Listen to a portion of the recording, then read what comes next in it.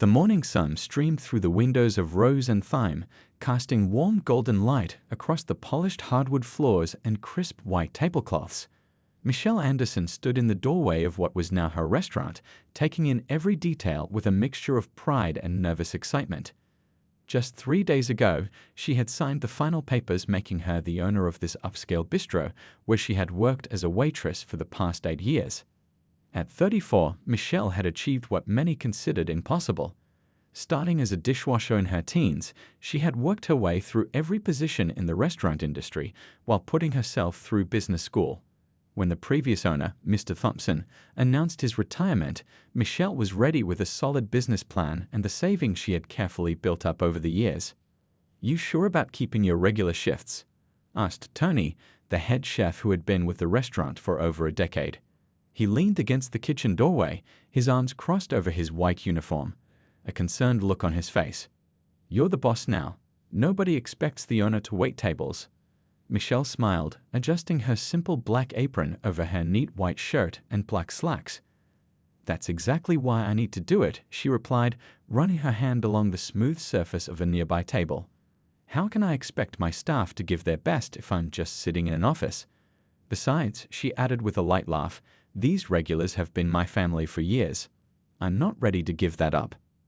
What she didn't mention was the deeper reason behind her decision. Throughout her career, Michelle had watched too many restaurants fall apart when new owners came in, immediately asserting their authority without understanding the day-to-day operations. She had promised herself to be different. The morning prep was in full swing now. The clatter of pots and pans from the kitchen mixed with the aroma of fresh bread baking and coffee brewing. Michelle walked through the dining room, straightening already perfect place settings, more out of habit than necessity. The restaurant's elegant yet warm atmosphere had always been one of its strongest selling points. "Did you hear about the new owners?" She overheard one of the newer waitresses, Diane, whispering to James, the bartender. "I heard it's some big shot company that's going to change everything." Michelle suppressed a smile. She had decided to keep her ownership quiet for now, letting the staff adjust gradually. Only Tony and Maria, the restaurant manager, knew the truth. The rumors floating around ranged from a corporate takeover to a celebrity chef purchase, each version more elaborate than the last. As she checked the reservation list for the day, Michelle's mind wandered back to her first day at Rose and Thyme. She had been terrified, dropping a whole tray of water glasses within her first hour. Instead of firing her, Mr. Thompson had helped her clean up, telling her about his own disastrous first day decades ago. That moment had taught her more about leadership than any business course ever could. The morning light grew stronger, highlighting the subtle changes she had already implemented.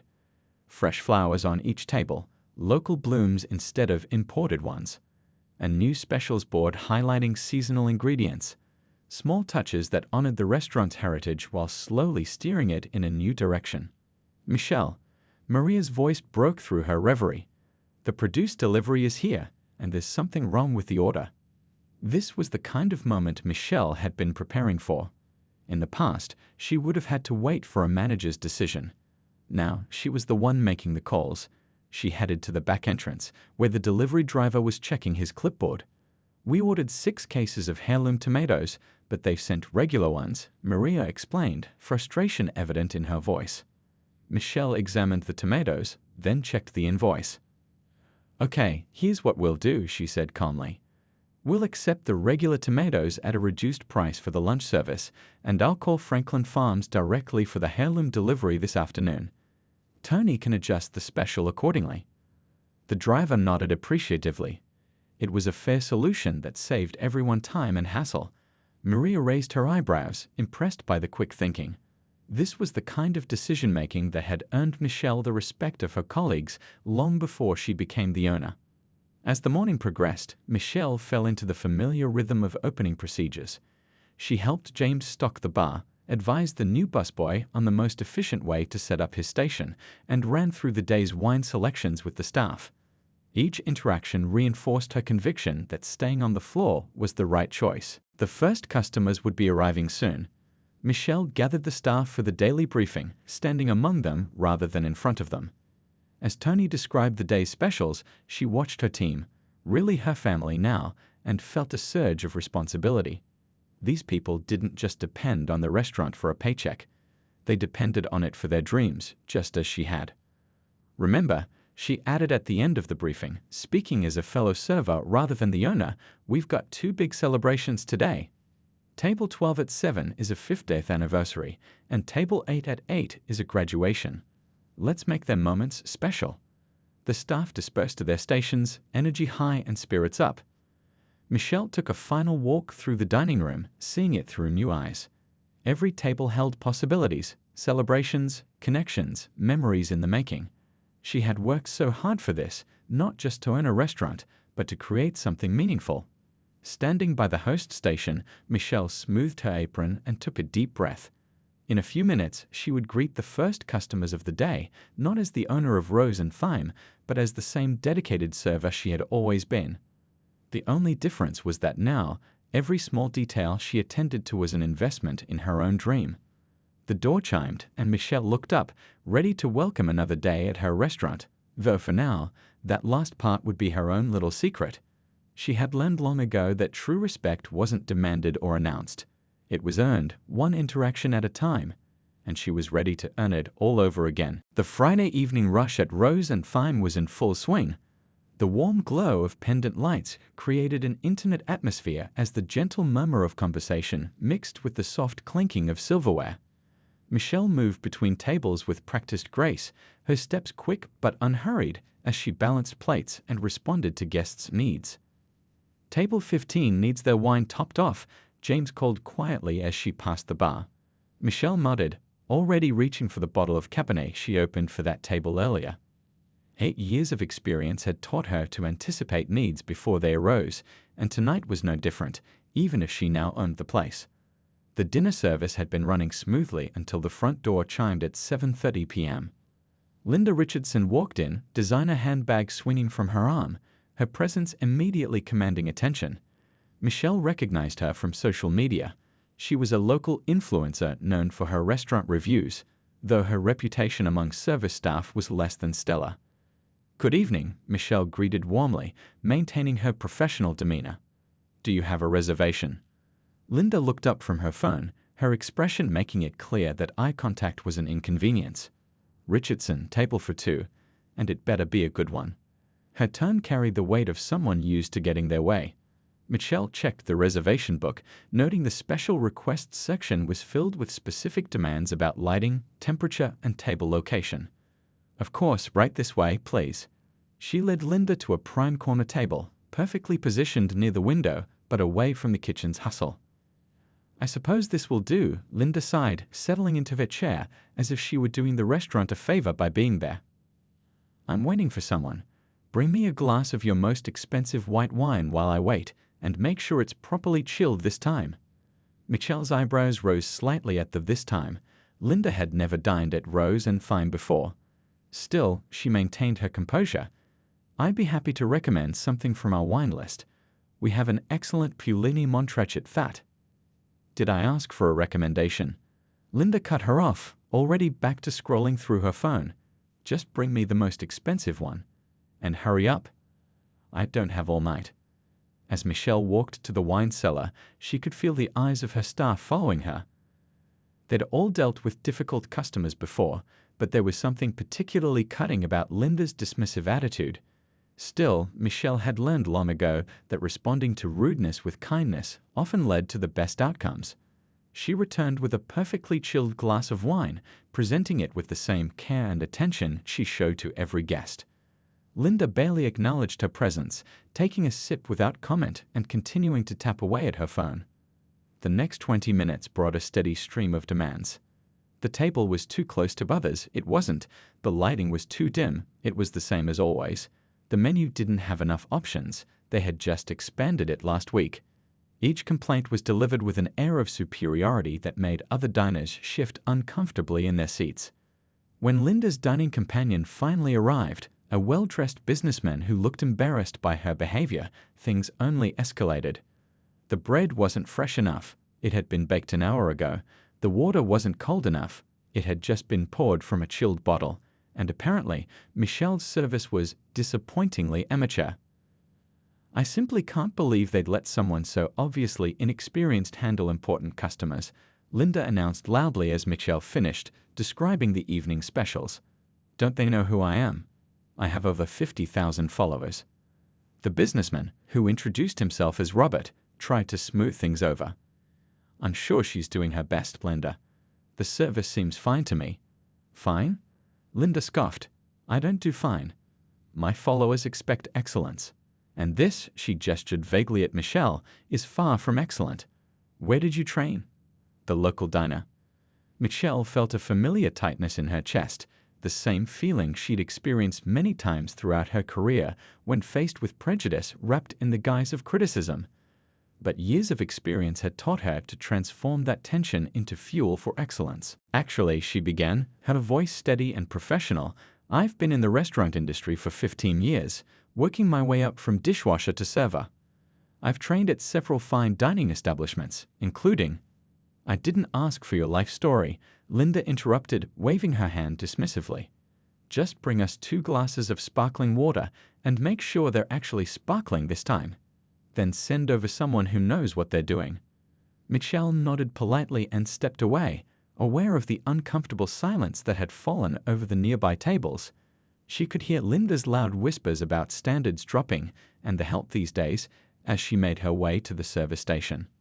Tony, who had witnessed the exchange from the kitchen door, caught her eye with a questioning look. He knew she was the owner now, should she reveal that fact. Would it make any difference to someone like Linda? Michelle took a deep breath, straightening her apron. The night was young, and this situation was far from over. As she prepared the sparkling water, Michelle reflected on all the times she'd faced similar treatment throughout her career. Each instance had strengthened her resolve to create a different kind of restaurant environment, one where every person, whether guest or staff, was treated with dignity. Now, as the owner, she had the power to set that tone. But first, she had to decide how to handle the situation unfolding in her dining room. The water glasses gleamed under the pendant lights as she arranged them on her tray, each one a reminder of the precision and care she'd always brought to her work. Whatever came next, she would face it with the same grace and professionalism that had carried her this far. The evening at Rose and Thyme continued to unfold like a slowly tightening knot. Michelle returned to Linda's table with the sparkling water, placing each glass down with practiced precision. Before she could step away, Linda picked up her glass, took a small sip, and made a show of grimacing. This isn't the premium sparkling water I specifically requested, she announced, loud enough for nearby diners to hear. I can tell the difference, you know. I've dined at some of the finest restaurants in Europe. Robert, her dining companion, shifted uncomfortably in his seat. Linda, I'm sure it's the same brand you. It most certainly is not, Linda cut him off, pushing her glass away as if it had personally offended her.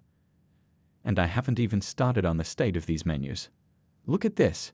She held up the leather-bound menu, pointing at an invisible flaw. There's a scratch right here. This is completely unacceptable for a restaurant that claims to be upscale. Michelle maintained her professional composure, though she could feel the eyes of other diners on them. I apologize if the water isn't to your liking. We serve San Pellegrino, but I'd be happy to bring you something else. San Pellegrino? Linda scoffed, turning to Robert. Did you hear that? They're serving basic sparkling water and acting like it's something special. This place has really gone downhill. I remember when it used to be a respected establishment. Michelle bit back the urge to point out that Linda had never dined here before, a fact she knew from reviewing years of customer records. Instead, she asked, would you like to see our wine list again while you decide on your meal? Linda barely glanced at the menu before declaring, I'll have the salmon, but I need it prepared exactly as I specify. And I mean exactly. What followed was a list of modifications so extensive it would have essentially created an entirely different dish. And make sure the chef understands that I'm not some regular customer who doesn't know what good food tastes like. Robert quickly ordered the steak medium rare with a quiet thank you and an apologetic glance at Michelle. As Michelle headed to the kitchen to place their orders, she could hear Linda's voice carrying across the dining room. And watch how long it takes. I'm timing everything. My followers expect detailed reviews, you know, very detailed. In the kitchen, Tommy took one look at the modified salmon order and raised his eyebrows. "This isn't even salmon anymore," he muttered, reading through the special instructions. "It's a cry for attention with a side of vegetables." "Just do your best," Michelle replied softly. "We'll handle it like we handle everything else, with professionalism." But Linda wasn't done making her presence known. Every few minutes, she would snap her fingers to get attention, a gesture that made Michelle's staff wince each time. She demanded to know the exact source of every ingredient, questioned the freshness of the bread 3 more times, and insisted on speaking to other diners about their meals, much to their visible discomfort. "Can you believe they seated us next to the kitchen?" she complained loudly, despite being nowhere near it. "The noise is simply unbearable. And look at how they're carrying those plates, so unprofessional." In Paris, the servers know how to move properly. The other guests were starting to react. Some shot sympathetic glances at Michelle and the other staff, while others tried to enjoy their meals despite the ongoing commentary. A couple celebrating their anniversary at a nearby table asked to be moved farther away. When the main courses arrived, Linda's performance reached new heights. She inspected her salmon as if she were a health inspector, lifting each element with her fork and making disapproving sounds. "This is not what I'd ordered," she declared, despite the kitchen following her instructions to the letter. "The salmon is clearly overcooked." She cut into the perfectly prepared fish, releasing steam that indicated it was exactly as she had specified. "And these vegetables, they're practically swimming in olive oil." Robert tried to intervene again. "Linda, the food looks fine. My steak is actually quite good." "Fine? Good? Those are not the words I want to use in my review." Linda's voice rose another notch. "I have standards to maintain. My followers trust my judgment, and my judgment is that this entire experience has been completely inadequate." She pushed her plate away, barely touched, and fixed Michelle with a stern look. "I want to speak to the owner. Now, someone needs to know how far this place has fallen. I have influence in this town, you know. One word from me, and—" The threat hung in the air, clear but unfinished. Michelle felt the weight of all eyes in the dining room, her staff, the other guests, even the kitchen team peeking through the service window. This was the moment everything had been building toward. She straightened her apron, took a deep breath, and prepared to respond. Years of experience had taught her that moments like these weren't just about handling a difficult customer. They were about standing up for something bigger. They were about dignity, respect, and the kind of establishment she wanted Rose and Thyme to be. The pendant lights seemed to glow a little brighter as Michelle made her decision. Sometimes the hardest part of owning a restaurant wasn't managing the books or planning the menu, it was knowing exactly when and how to take a stand. The dining room at Rose and Thyme had fallen into an uncomfortable hush. Linda's demand to see the owner hung in the air like a storm cloud ready to burst. Michelle could feel the tension radiating from her staff. Tommy hovering protectively near the kitchen door, Maria wringing her hands by the host station, and James watching intently from behind the bar. "I'll get the owner for you," Michelle said calmly, her voice steady despite the flutter in her stomach. "Please give me just a moment." As she walked toward the back office, she could hear Linda's voice carrying across the room. "Finally, someone needs to explain how they could let the service sink this low. My followers will be very interested in hearing about this." In the quiet of her office, Michelle took a deep breath and looked at herself in the small mirror on the wall. The same face that had greeted her every morning for the past 15 years stared back, a face that had witnessed countless busy nights, difficult customers, and challenging moments. But tonight was different. Tonight, she wasn't just a waitress dealing with a difficult customer.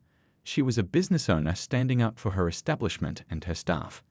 She opened her desk drawer and pulled out her blazer, a simple but elegant black jacket with the restaurant's logo embroidered in gold thread. She'd had it made the day she signed the ownership papers, though she hadn't worn it yet.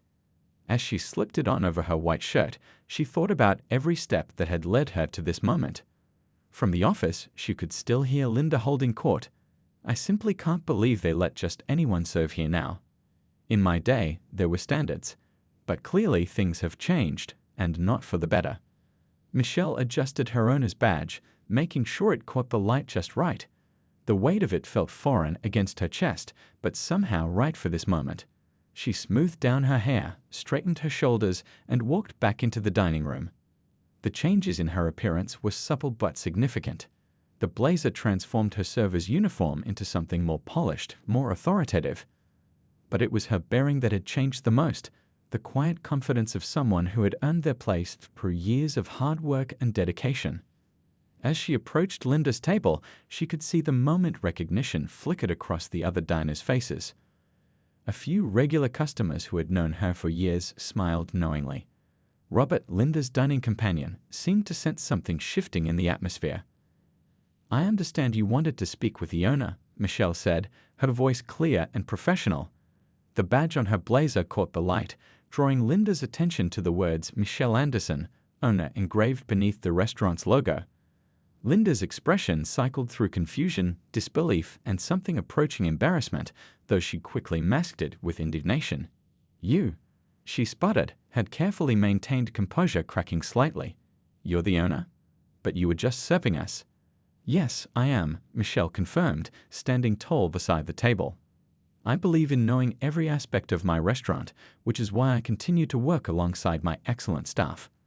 Now, I understand you have some concerns about your experience tonight." The dining room had gone completely silent. Even the usual kitchen noise seemed muted, as if the whole restaurant was holding its breath. Robert was staring intently at his plate, his face flushed with second-hand embarrassment. Linda opened her mouth, then closed it again. The phone she had been brandishing all evening lay forgotten beside her plate. Her followers, her influence, her carefully constructed persona, none of it seemed to matter in the face of this unexpected revelation. Well, clearly there's been some kind of misunderstanding," Linda stammered, her earlier confidence evaporating. "I was simply trying to maintain certain standards of service that I've come to expect." Michelle held up a hand gently, stopping Linda's fumbling explanation. This wasn't about humiliation or revenge. This was about something more important: dignity, respect, and the true meaning of service. "Let me share something with you," Michelle began, her voice warm but firm. "Every person who works in this restaurant, from our dishwashers to our hosts, is chosen not just for their skills, but for their dedication to creating a welcoming environment for all our guests. When you walked in tonight, you weren't just a customer with followers, you were a guest in our house." She gestured around the dining room, where other customers were now watching the scene unfold with rapt attention. "Everyone who comes through those doors deserves to be treated with respect, and that includes both our guests and our staff." The weight of the moment settled over the table like a heavy tablecloth. Linda's earlier complaints about water brands and menu scratches suddenly seemed incredibly small and petty. Robert was nodding slightly, though he still couldn't quite meet anyone's eye. This was the pivotal moment, the one that would define not just this evening, but the kind of establishment Rose and Thyme would be known as under Michelle's ownership. She had a choice to make. She could either match Linda's earlier rudeness with righteous indignation, or she could demonstrate the very values she wanted her restaurant to represent. The pendant lights of Rose and Thyme cast a warm glow over the scene as Michelle stood beside Linda's table, her owner's badge gleaming softly on her blazer. The restaurant remained hushed, every ear tuned to what would happen next. This wasn't just about one difficult customer anymore. It was about setting the tone for everything her restaurant would stand for. "You know," Michelle began, pulling out an empty chair and sitting down at their table, "I started in this industry washing dishes at 16. Every position I've held since then has taught me something valuable about running a restaurant." Her voice was gentle but carried naturally across the quiet dining room. Linda shifted uncomfortably in her seat, her earlier bravado deflated but not entirely gone. "Well, I suppose that's admirable," she managed, her tone suggesting she found it anything but. "However, my experience as a food critic—" "Let me share something about experience," Michelle interrupted smoothly, a smile genuine. "In my first year as a server, I dropped an entire tray of drinks on a customer's expensive suit. Instead of getting angry, he helped me clean up and told me about his own first job. That taught me more about class than any fine dining experience ever could." Robert, who had been silent throughout the confrontation, looked up with interest. Linda's perfectly manicured fingers twisted the napkin in her lap. "The truth is," Michelle continued, "a great restaurant isn't just about the food or the decor. It's about how we make people feel when they're here. Every single person who walks through those doors, whether they're celebrating a special occasion or just grabbing a quick dinner, deserves to feel valued. She gestured toward the kitchen, where Tony was pretending not to watch through the service window. Our chef has 30 years of experience crafting perfect dishes. Our servers understand that every interaction matters. Our dishwashers know that spotless glasses are as important as perfectly cooked steaks. We're not just employees. We're a family that works together to create something special. The other diners had abandoned any pretense of not listening. Some were nodding along, particularly the regulars who had watched Michelle's journey over the years. But here's what matters most. Michelle leaned forward slightly, her voice dropping just enough that people had to lean in to hear. In this restaurant, we believe that true excellence isn't about showing off or putting others down. It's about lifting everyone up. Whether you have 5 followers or 5 million, you'll get the same respectful service from us. She stood up slowly, smoothing her blazer. Now, I'd be happy to have our chef prepare you a salmon again, exactly as you'd like it. Or if you prefer, your meal tonight will be on the house, and you're welcome to dine elsewhere. The choice is yours, but either way, I hope you'll remember that behind every service industry worker is a person deserving of basic respect. Linda's face had gone through several shades of red during Michelle's speech. Her phone, her usual shield against uncomfortable moments, lay forgotten beside her water glass. For perhaps the first time that evening, she seemed at a loss for words. Robert cleared his throat. The salmon was actually perfect the first time, he'd offered quietly. Maybe we could just continue our meal. He glanced at Linda, then back to Michelle. And I think an apology is in order. Linda's fingers finally stilled on her napkin. The dining room waited, the soft clink of cutlery and murmur of conversation slowly returning to normal levels. When she finally spoke, her voice had lost its sharp edge. I may have been too harsh in my assessment, she admitted, though the words seemed to cost her considerable effort. Perhaps I forgot that there's more to a dining experience than just the technical details. Michelle nodded, accepting the closest thing to an apology she was likely to get. Thank you. Would you like me to have the kitchen warm up your salmon? Yes, please, Linda replied, then added with visible effort, if it's not too much trouble. As Michelle walked back to the kitchen, she could feel the energy in the room shifting. The tension that had built up over the evening was dissolving, replaced by something warmer. Several guests smiled at her as she passed, and one elderly regular reached out to squeeze her hand. In the kitchen, Tony was already reheating the salmon. You handled that like a boss, he said with a grin, then added, well, I guess you are the boss now. Michelle laughed, the sound carrying a release of tension she hadn't realized she'd been holding.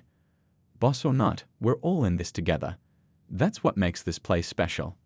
She paused by the service window, watching her dining room come back to life. Every table told a story: celebrations, first dates, business deals, quiet dinners. Each one mattered, each one deserved their best. Tonight hadn't just been about standing up to one difficult customer. It had been about standing up for something bigger, the kind of place she wanted Rose and Thyme to be. The rest of the evening at Rose and Thyme flowed with a different energy. The incident with Linda had somehow transformed the atmosphere, creating an unexpected sense of community among the diners. Regular customers who had witnessed the scene were sharing knowing looks, while new guests seemed to pay extra attention to their interactions with the staff. Michelle continued her duties, moving between tables with the same grace she'd always shown, though now there was no hiding her true role in the restaurant. As she cleared a table, an elderly couple who had been dining in the corner stopped her. We've been coming here for 12 years, the woman said, her eyes twinkling. Watched you grow from a server to owner. Tonight just proved why you deserve to be running this place. Her husband nodded in agreement. Handled it with class, you did. Not many would have shown such patience. At the bar, James was fielding questions from curious customers about Michelle's journey. Been here 8 years myself, he told them, polishing a wine glass. Saw her work every position in this place. Some nights she'd be serving tables, then stay late to help with the books. Never too proud to do any job that needed doing. Linda and Robert were finishing their meal in relative quiet. The reheated salmon remained mostly untouched, but Linda had stopped making comments about the service or food. Instead, she seemed lost in thought, occasionally glancing around the restaurant with what looked like new eyes. As the evening progressed, Word of what had happened began spreading beyond the dining room. The couple celebrating their anniversary posted about it on social media. Witnessed something amazing at Rose and Fine tonight. Real class isn't about how much money you spend or how many followers you have. It's about how you treat people. Proud to support this place. Tony emerged from the kitchen during a lull in service, wiping his hands on his apron. You know what's funny? He said to Michelle as they'd both watched the dining room. All those rumors about new owners changing everything. Turns out the biggest change was showing everyone what was here all along. A young waitress approached Michelle, nervously adjusting her apron. I've been meaning to ask, could you maybe teach me more about wine service?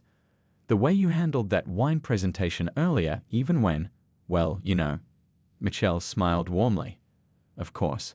That's what we're here for, to learn from each other and grow together. She made a mental note to start a formal training program for staff who wanted to advance their skills. Around 9:30, Linda and Robert prepared to leave. Robert approached the host station to pay while Linda gathered her things. Michelle noticed she had barely touched her phone all evening, a stark contrast to her earlier behavior. As they walked toward the door, Linda paused. The restaurant had quieted down, with only a few tables still occupied. She turned back to Michelle, who was arranging menus at the host station. I've been thinking, Linda said, her voice lacking its earlier sharp edge, about what you said regarding respect and service. She paused, seemingly struggling with her words. My followers expect a certain performance from me, being critical, demanding excellence. But perhaps I've lost sight of what real excellence means. Michelle listened quietly, allowing Linda the space to continue. I won't pretend tonight didn't happen, Linda continued. But I will say that you've given me something to think about. Real influence isn't about tearing things down, it's about building people up. Robert stood by the door, keys in hand, watching the exchange with visible relief.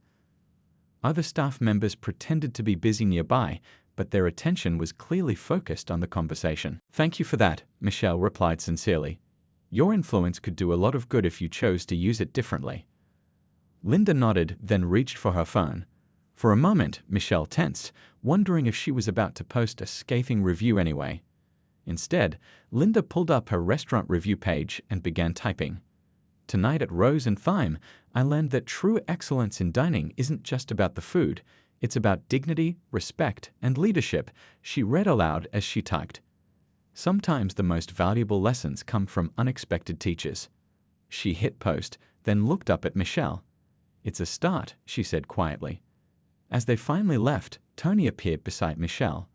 Well, that was unexpected, he said, watching through the window as Linda and Robert walked to their car. People can surprise you, Michelle replied, straightening a table setting.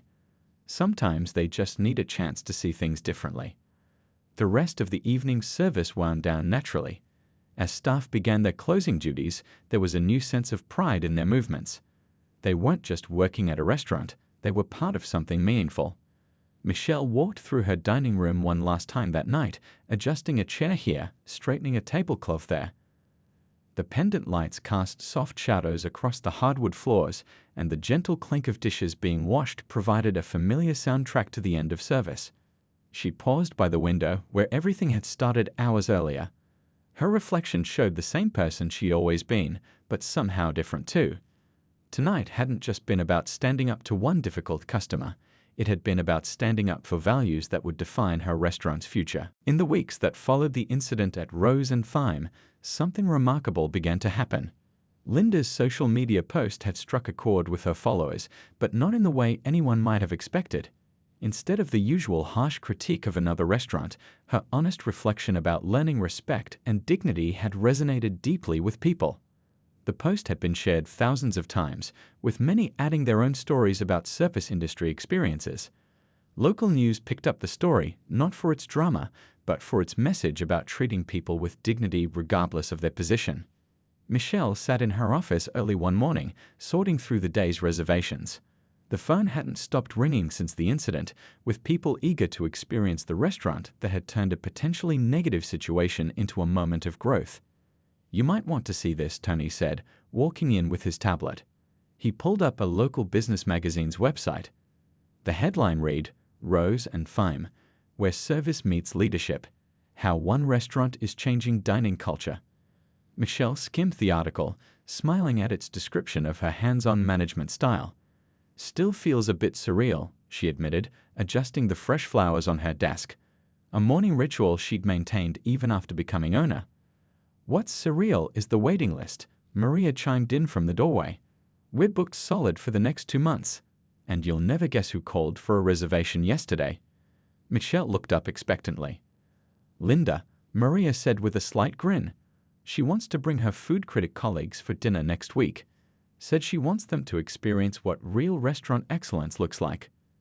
The morning sun streamed through the office window, catching the edge of Michelle's owner's badge, which now stayed permanently pinned to her blazer. She wore it not as a symbol of authority, but as a reminder of the journey that had brought her here. You know what's really changed? James asked as he came in to discuss the day's wine selections. The way other customers treat us now. It's like they're more aware that we're all human beings doing our best. Michelle nodded, remembering a conversation she'd had with a young server just yesterday. The girl had confided that she'd started taking business classes at the local community college, inspired by Michelle's story. The incident had sparked something bigger than just a viral moment. Michelle had used it as a catalyst to implement changes she'd always dreamed of. She'd started a mentorship program for staff members who wanted to advance in the industry, offering training in everything from wine service to business management. The kitchen door chimed as the first delivery of the day arrived. Michelle stood up, straightening her blazer. Well, these vegetables won't inventory themselves, she said with a smile, heading toward the back door. You don't have to do that anymore, Tony reminded her. We can handle the morning deliveries. Michelle paused, turning back to face her team. I know I don't have to. I want to. Every job in this restaurant matters. That's what we're all about now, isn't it? As she helped unload boxes of fresh produce, Michelle reflected on how the restaurant had evolved. The incident with Linda could have been just another difficult customer story. Instead, it had become a turning point, not just for Rose and Thyme, but for how people viewed the service industry in their community. The Respect First policy she'd implemented had spread to other restaurants in town. Several owners had reached out to learn more about her approach to management and customer service. She'd even been invited to speak at the local restaurant association about creating positive workplace cultures. Later that afternoon, as the staff gathered for their daily pre-service meeting, Michelle looked around the room. Every face told a story. The dishwasher working his way through culinary school, the server saving to open her own cafe, the hostess who'd just been promoted to training manager. Remember, she told them, her voice warm with pride, what makes Rose and Thyme special isn't just our food or our service. It's how we treat each other and our guests. Every person who walks through that door has a story, just like each of us does. The staff nodded, some smiling at the now familiar words that had become their unofficial motto. They'd printed it on small cards that they kept in their apron pockets. Dignity, respect, excellence, in that order. As the first customers of the day began to arrive, Michelle took her place at the host station, greeting each one with genuine warmth. She could have hired someone else to do this, but these moments reminded her of why she'd fallen in love with the restaurant industry in the first place, the chance to be part of people's lives, if only for a meal. The pendant lights began to glow as evening approached, casting their familiar warm light across the dining room. Michelle watched as her staff moved with confidence and pride, each one knowing they were valued members of something special. Rose and Thyme had become more than just a restaurant. It had become a symbol of how treating people with dignity could transform not just a business, but an entire community. And that, Michelle reflected as she straightened her owner's badge, was the greatest success of all.